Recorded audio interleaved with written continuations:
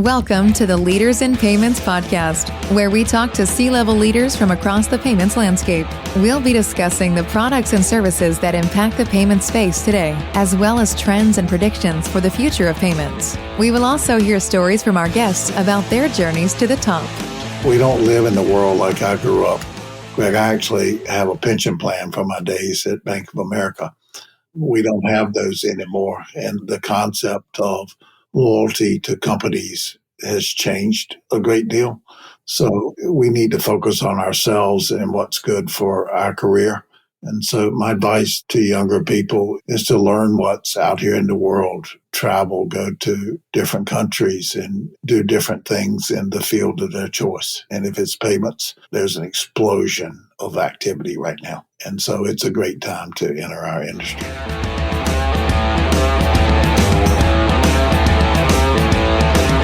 That was industry icon O.B. Rawls, and he is my special guest on this episode 250 of the Leaders in Payments podcast. And I'm your host, Greg Myers. When I launched this podcast 3.5 years ago, I never thought I'd do 250 episodes. And as I approached this milestone, I wanted to have on a special guest, someone that was an industry great and a great storyteller. So I'm honored to have OB on the show with me for this milestone episode. Of course, we talk payments, but we also talk about wine, bourbon, and gardening. And at the end, OB provides some simple but sage advice. Be nice, be helpful, and be a good person. We've got a fascinating episode ahead, and it's one of my favorite people in payments. So let's get started.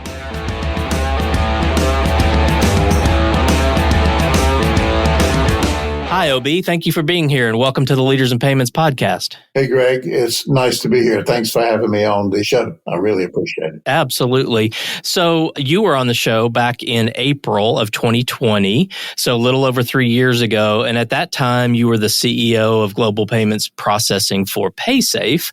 And now, per a recent announcement, you're a partner at Wellesley Hills Financial. So we're going to talk about that a little bit during the show. But first, I want you to tell our audience a little about yourself, but I did want to mention a direct quote. So from our last show, these were your direct words. We always used to joke that we had possums for yard dogs. Growing up, we were so poor. So why don't we start there? Let's talk about you growing up on the farm in North Carolina. Maybe tell us about yourself, tell us why you left the farm, and let's start the interview there. Okay, that is a real quote. I've been accused of saying that a few times. But yes, I did grow up on a farm in eastern North Carolina in a town called Washington, just 90 miles east of Raleigh on the coast of North Carolina. We were poor. We owned land as farmers, but all of our livelihood came from the land. So if we had good years, we lived well. If we had bad years, we survived. And my parents did a really good job for my sister and I, Greg, in not letting us feel poor along the way. I only realized that as I had time to look back on life and reflect. But the farm was not where I was destined to be. I liked living in a small town, but I wanted to do something different. And so I had an opportunity to go to work with Bank of America, and I did that. And I did a lot of different things in 18 years at the bank that were fun. And I got to travel. I got to grow. We were a very acquisitive bank. And during that time, I moved a lot. And I lived in 18 years at the bank. I lived in 7 different cities. And when someone said, we've got this job offer for you in this city doing this, I said, okay. And my last job there was in payments. The bank had acquired a lot of different other banks and payment companies, and I was asked to kind of run the consolidation of the different acquiring businesses, and I did that. And then later on, we had a real estate crisis in the Southeast, and the bank was looking to raise funds to support the capital levels of the bank. And so we created an idea to sell off the merchant services team, or to sell 50% of it. And then we created a joint venture with Fiserv called United Merchant Services. And we were the 3rd largest acquirer in the U.S. at that time. So from there, I went to the UK and built the Lloyds Bank joint venture for Fiserv, first general manager. And I came back to the U.S., left Fiserv, went to Hypercom, where I worked for 7 years and ran global sales and operations for Hypercom. We sold the company to Verifone, and I returned to Fiserv. I ran the hardware business at Fiserv, and then a lot of different services. And that's where you and I met when Frank Bisignano came in to be the CEO of the bank. And my last job there was running the third-party distribution business. Yep, that's where we met. I was running the partnership marketing team, and obviously the ISO channel that was under you was part of my responsibility. So that's kind of where we met. I want to fill in some gaps there. So before Bank of America, when you left the farm and before Bank of America, was there a few stops, other career things that you did there? Yeah, there was one stop before that, and I should have told that part of the story. But I worked for the state of North Carolina as a parole officer when I got out of college. And that was a lot of fun. I used to tell people I'd been handcuffed to felons in every country, but at least on every continent in the world. I did extradition while I worked for the state. So I would travel to different states and different countries and testify in court and get handcuffed to a felon and bring them back to Raleigh, North Carolina. It was a fun job. Yeah, it sounds like it. How I got into banking, it's always amazed me how I made that transition. You want to tell us how you did it? Yes, I was looking for something different. I enjoyed working for the state, but initiative wasn't particularly rewarded during that time. And I always thought that there were things in the world that I could learn how to do better and to see. And a friend of mine was working at the bank, and he said, "We've got an opening over here. You ought to come over here and help us." And so my first job at the bank was collections. I was actually repossessing cars and mobile homes and boats if I couldn't collect the money. So that was my first experience at the bank. And from there, I got into branch management, city management, broader and deeper lending functions at the bank, and eventually into the credit card world. Okay. And as they say, the rest is history, right? Yes, sir. I'm 72 years old today, and there's a lot of history in the rearview mirror. All right. Well, I'm glad you kind of brought us through that journey, and I think that'll resonate with a lot of people. I mean, obviously, you're a well-known icon in our industry, and you're doing some new and different things these days. So let's talk about one of them. And there was a recent announcement, I'm sure most people saw, that you're now a partner at the Wellesley Hills Financial Group. So tell us what the company does. Wellesley is a boutique investment bank. It was founded by a gentleman named Adam Hark a few years ago as he split away from his partner, and they each developed their separate companies. It's based just outside of Boston, and it's a small firm focusing in the fintech world. I met Adam through some business deals and some relationships that we shared, and we started talking, and we both share a vision about how we can help our industry, help companies in the payment space.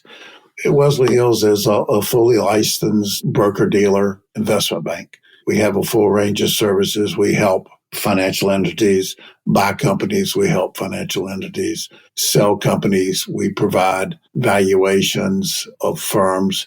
We do quality of earnings statements. And we also have the capabilities to raise debt in the capital markets, help issue bonds for the funding of companies. We're a fully licensed company. In fact, we own Wellesley Hills Securities as a subsidiary of Wellesley Hills Financial. Our investment focus, Greg, was really simple. We want to help businesses in the $30 to $80 million deal size. So the smaller businesses in our industry that can't be served by Wall Street because of their size. And so we really believe this is a neglected market in the payments space. And we're going after 3 segments. We'll address first helping the participants in the industry, banks, ISOs, and financial organizations with the buying and selling of their firms. Our second focus will be on the technology-enabled fintech space, which is a lot of fun right now as we're watching the verticalization of our industry and companies being built on really highly singularly focused service software and other sales to industries like dry cleaners or automobile dealers. And our third focus will be in the SaaS-enabled software space as it relates to financial technology and fintech firms. Okay. And what would you say differentiates you guys from your competitors out there? People that know me will understand this. We're not Wall Street bankers. I really think we're Main Street bankers, and we identify well with the space and the targets that we've identified for our client base and for our growth. This is a fun time in the industry we're in today, and a lot of business owners are growing their businesses rapidly right now, and they're creating firms that have value and they're creating wealth. But in the segment we're focusing, it's very underserved. And we think we can add value and help the owners of these businesses in the range that we're talking about of $30 to $80 million for financings and sales and purchases. Okay. And I'm sure, obviously you're very well connected and have a lot of irons in the fire, so to speak, and I'm sure had a lot of options of kind of what was next. So why did you choose Wellesley Hills Financial? I never thought I would own part of an investment bank growing up, but I really like the space and I like the idea of helping friends and businesses in the fintech and payment space creating wealth. It's possible now, and helping guide these entities to successful transactions feels really good to me. And I believe that it's something the firm is very good at this level. We aren't well known in the industry, but we provide good service and we've done some significant transactions. We're building a valuable pipeline right now. And hopefully for ourselves, we're creating value and creating possible generational wealth. Okay. Well, let's turn and talk about payments. Where do you think the industry's headed, say, in the next 3 to 5 years? I mentioned it in the last statement, but we're seeing extremely highly focused vertical entities developing in the market space. And the industry is turning and is being driven around software services. When we think about ERPs or operating systems that help dry cleaners run their businesses better. Golf course management is a vertical that's being created right now. Automobile repair shop softwares that help the owners run their businesses, pay their bills, schedule their clients. And in all of these verticals, payment is becoming invisible, Greg. It sits inside these verticals as just another module in here. And it's changing the way that the industry is selling. I think the way we used to be and the way I learned merchant services by knocking on doors and offering services to people is endangered right now. I don't think it'll go away anytime soon, but I believe if the businesses that are selling today in a general environment to shopping centers and retail stores and knocking on doors are going to be challenged, because as business owners change, as younger people come into the marketplace that are more comfortable with automation and management systems to run their businesses, the way we currently sell in ISOs and even through large entities and banks is going to go away. So what do you think is the next kind of logical step? So obviously this whole industry was built on selling payments, but from what you're saying and where the trends are headed, there's other products, like there's lending and issuing and all those. Is there anything that jumps out at you as hey, insurance is the next big thing, or lending, or do you feel like it's whatever services that specific vertical needs? You see, I think there's a lot of value in helping small businesses stay in business longer. We both know small businesses really well. They're situational buyers. You can't walk into a small business and offer them a package of products that offer insurance, banking services, payroll, acquiring, card acceptance, all of that in one package. Small businesses don't buy that way.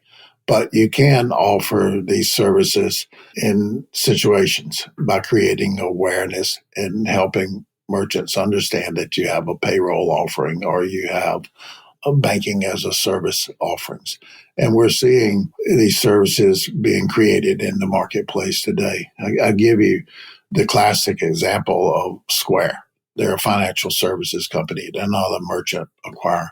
And they're offering a range of services to small businesses, from acquiring hardware, lending, depository services.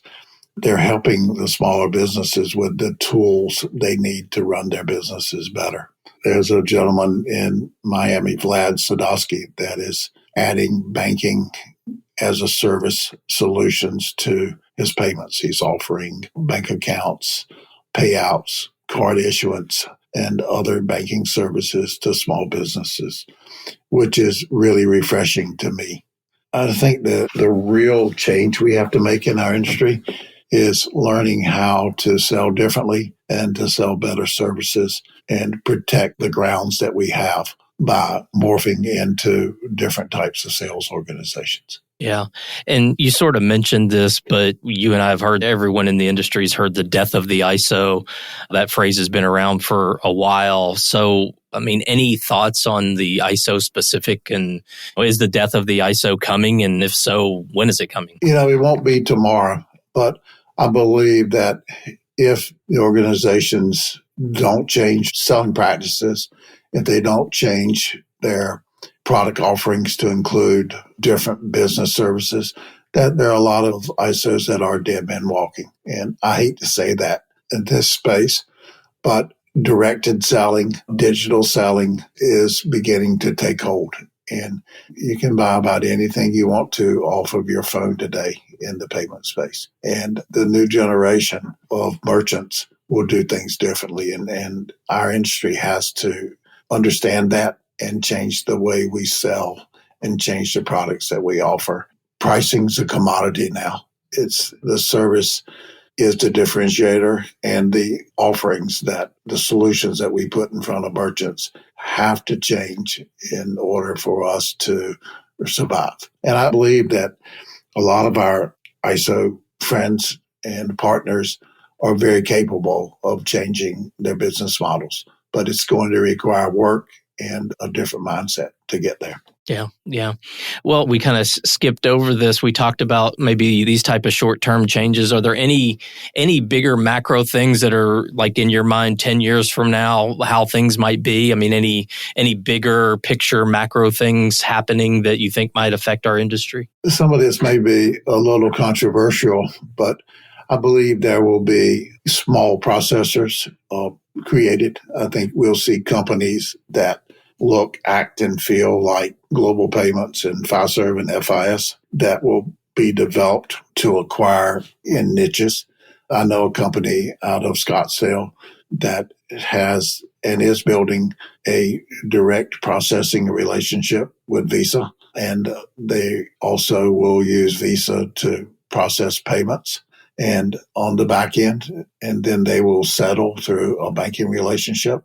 So that type of new age processor will focus on particular niches. This one's going to go after the telecom market in Mexico, as an example. And there are other of these smaller entities being developed right now and actively supported by the card brands. So I think that if we don't focus on change and we aren't able to see around corners, that we're hurting ourselves.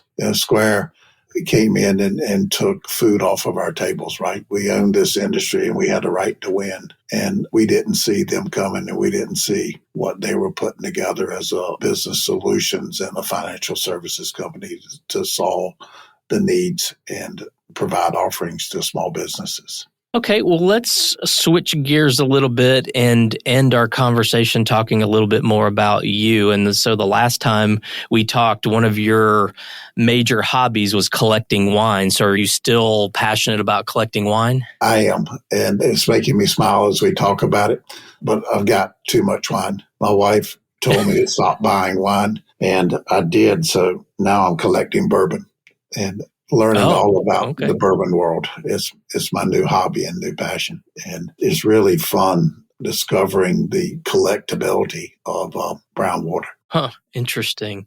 And also, I learned recently that you've taken up gardening, so that's another new passion. Yeah, and it's been a lot of fun.